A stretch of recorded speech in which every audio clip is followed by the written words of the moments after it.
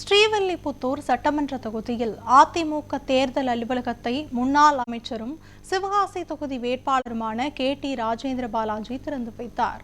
தேசிய ஜனநாயக கூட்டணி சார்பில் ஸ்ரீவில்லிபுத்தூர் சட்டமன்ற தொகுதியில் அதிமுக வேட்பாளராக சந்திரபிரபா போட்டியிடுகிறார்.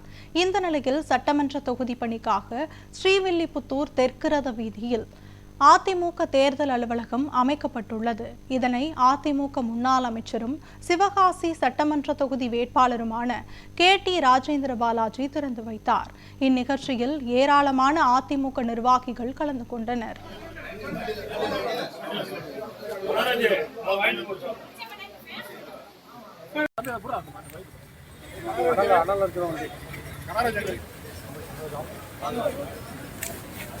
Thank you.